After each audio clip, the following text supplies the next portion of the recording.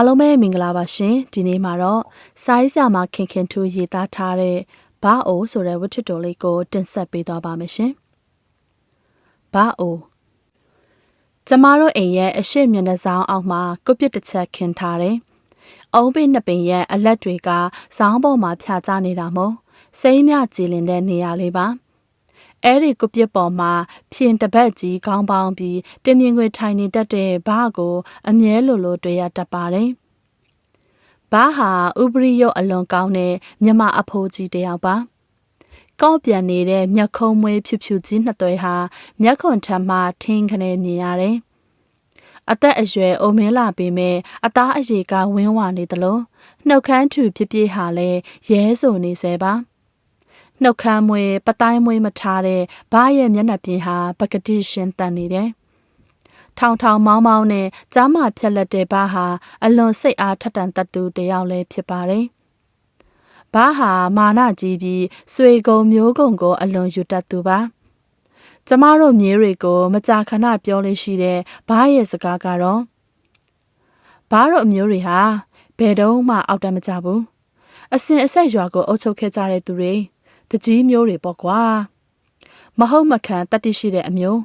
သူများကလက်တလုံးကြောသွားရင်ထမင်းတော်မစားနိုင်တဲ့အမျိုးဘာဟာစိတ်ထက်တယ်အကင်ပါတယ်မှန်းညံကောင်းပြီးစကားအရာလဲကျွဲတယ်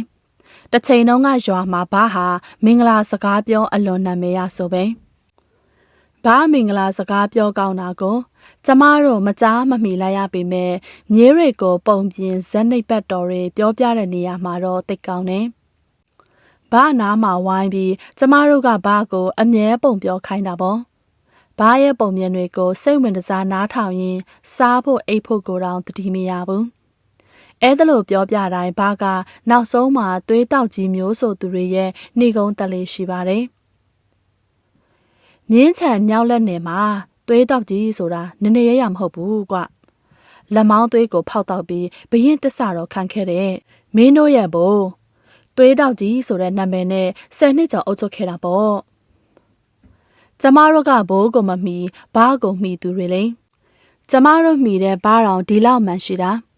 ဘိုးဆိုရင်ဆိုတဲ့စိတ်ကူးနဲ့မှန်စာကြည့်ကြတယ်ကျမတို့မတိလိုက်ရတဲ့ဘားရဲ့ညီတော်နောင်တော်တွေအကြောင်းပြောပြတိုင်းကျမတို့တအံ့တော်ဖြစ်ခဲ့ရတယ်ဘားဟာသူ့မျိုးရိုးနဲ့ပတ်သက်ပြီးကြံဖန်ဂုံယူတတ်တယ်လို့ကျမတို့မောင်နှမတွေကိုလည်းဂုံယူတတ်ဖို့စီယုံခဲ့တယ်ကျမတို့ဟာဘာရဲ့အမျိုးမှန်တွေကြားမှာကျင်းပြင်းခဲ့ရသူတွေပေါ့လေလက်ဦးဆရာမိထိုက်စွာပုပ္ပစရိယာမိနစ်ဖားလို့ဆိုထားပေမဲ့ကျမတို့မောင်နှမ6ယောက်စလုံးအတွက်တော့ဘာကလက်ဦးဆရာလို့ပြောရမှာပါငယ်စဉ်ကလေးဘဝကိုမှတ်မိစအရွယ်ကလေးကဘာရဲ့ဆုံးမစကားတွန်တင်လမ်းပြမှုများနဲ့အတူနေထိုင်ခဲ့တယ်ဘာရဲ့အမှုအကျင့်စဉ်းစားတွေးခေါ်ဉာဏ်တို့ဟာကျမတို့အတွက်အလွန်အတူယူစရာကောင်းပါတယ်တခါကဘာကိုလူတယောက်လာမေးတဲ့အကြောင်းပြောပြတော့ဘာကဘိုးကန်သားလို့မေးတာလားဦးကန်သားလို့မေးတာလားကိုကန်သားလို့မေးတာလားတဲ့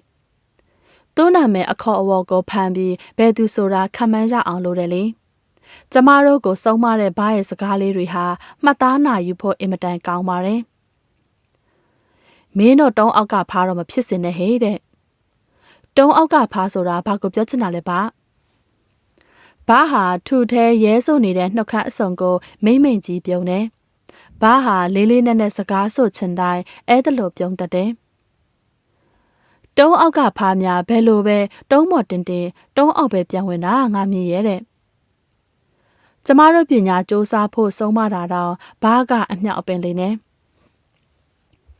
မင်းတို့တိတ်ကန်ကောင်းတယ်။ခေတ်ကာလကောင်းတဲ့ကြုံတော့ပညာကိုအေးစစ်စစ်သင်ခွင့်ရတာပေါ့။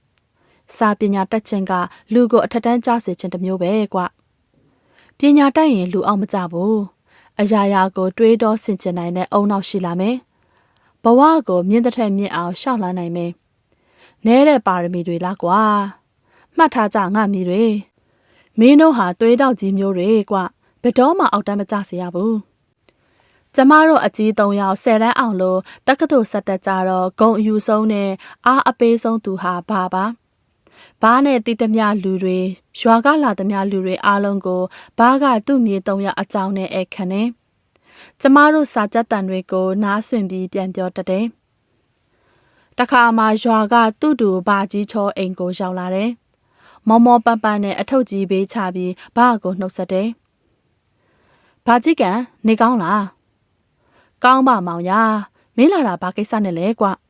။ဖုန်းကြီးကမီးဆက်ဝယ်ဖို့စုံစမ်းခိုင်းလိုက်လို့ပါ။ဟေးမီးဆက်ဟုတ်လား။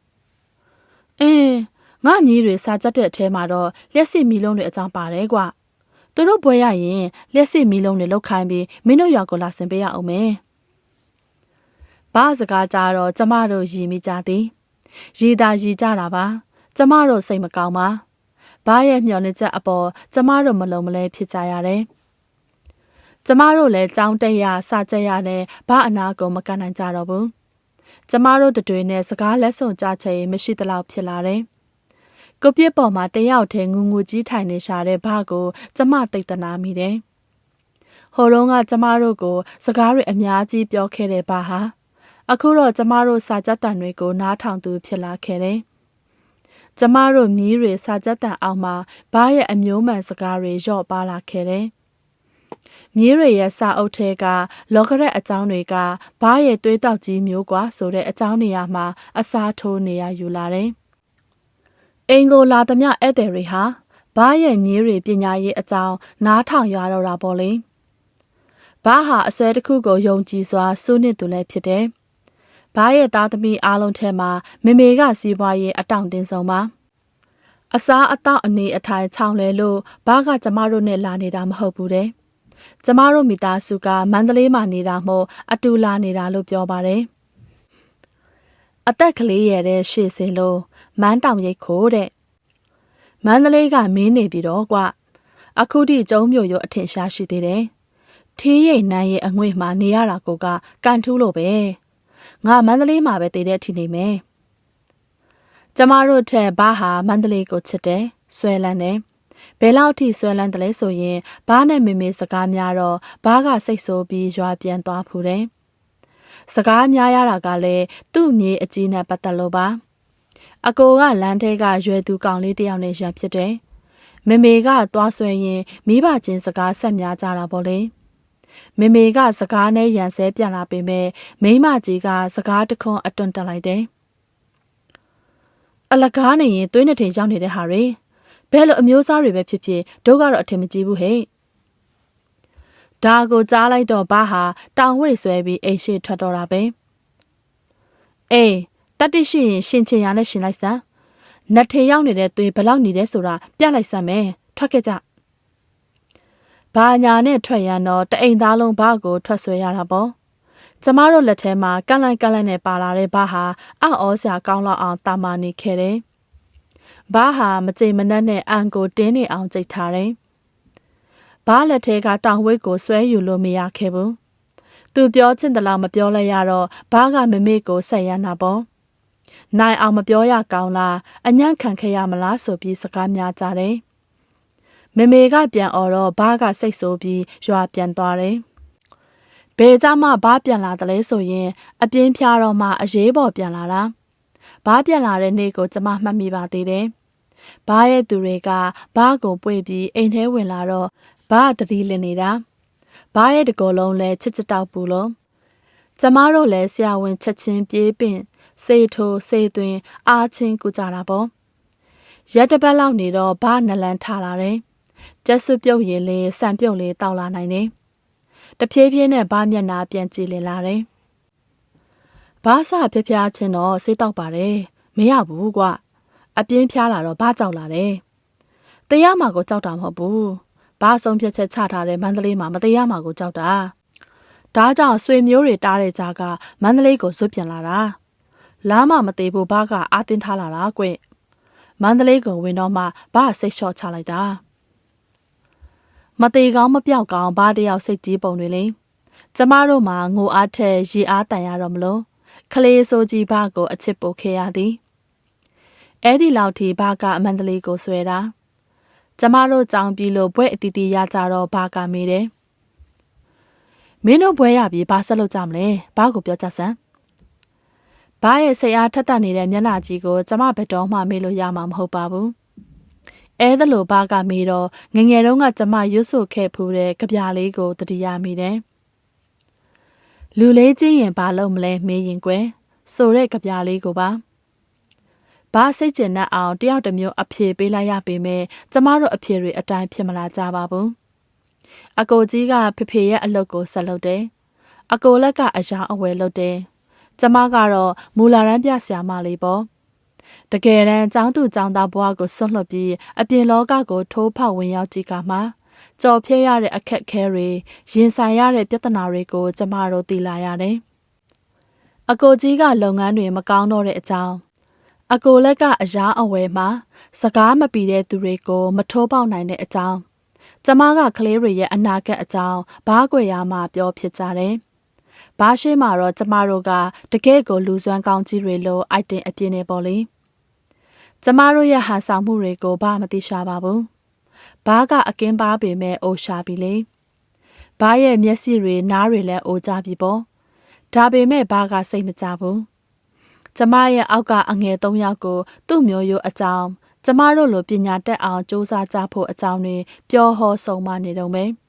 ။တညမှာတော့ဘားကကောက်ခငင်ကာနဲ့ပဲမင်းတို့မီလုံးတွေမလုံးကြသေးဘူးလား။ငါကရွာကိုဂရိပေးထားတာကွ။အဲ့ဒါစူးစမ်းကြအောင်နဲ့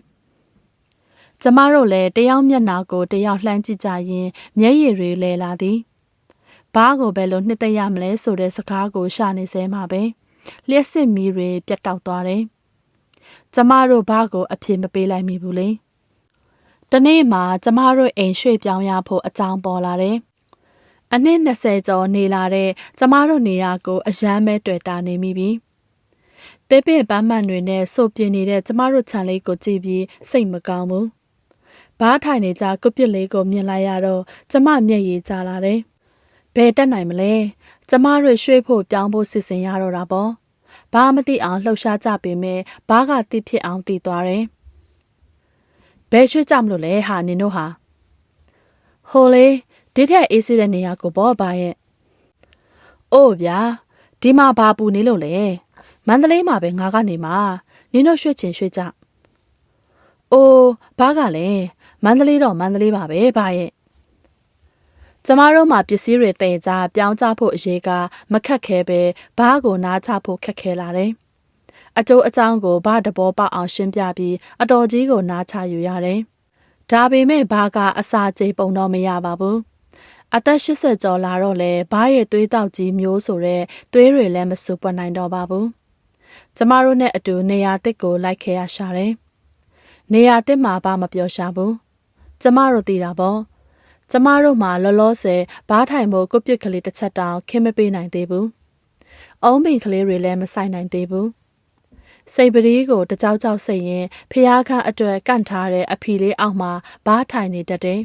။အလုတ်တွေများနေလို့ညည်းတွေလည်းဘာအနာမကန့်နိုင်ကြဘူး။မျက်ခုံးမွေးဖြူဖြူချင်းနှစ်သွယ်ကိုတွန့်ချိုထားတဲ့ဘားရဲ့မကြေမနက်မျက်နှာကြီးကိုပဲမြင်နေရတယ်။စကားတိတ်ပြောချင်တဲ့ဘားဟာဘာစကားမှတိတ်မပြောတော့ပါဘူး။ကျမတို့ကိုလျှက်စစ်မီလုံးတွေလှုပ်ဖို့လည်းမတိုက်တွန်းတော့ဘူး။ကျမကတော့ထူထဲရဲဆုပ်နေတဲ့ဘားရဲ့နှုတ်ခမ်းနှလွှာကြားကထွက်လာမဲ့စကားတွေကိုကြောက်ရွံ့စွာစောင့်စားနေမိတယ်။ဒါပေမဲ့ဘားဟာခတ်တိုးတိုးတော့မပြောတော့ဘူး။တကယ်တော့ဘားဟာမျက်စိလုံးလုံးကွယ်တလို့လည်းဖြစ်သွားပြီမဟုတ်လား။ဟုတ်ကဲ့ပါရှင်ဒီနေရာလေးမှာပဲစာရေးဆရာမကြီးခင်ထူးရေးသားထားတဲ့ဘားအိုဆိုတဲ့ဝတ္ထုတိုလေးပြီးဆုံးလို့သွားပါပြီရှင်။နားဆင်ပေးတဲ့အတွက်ကျေးဇူးတင်ပါတယ်။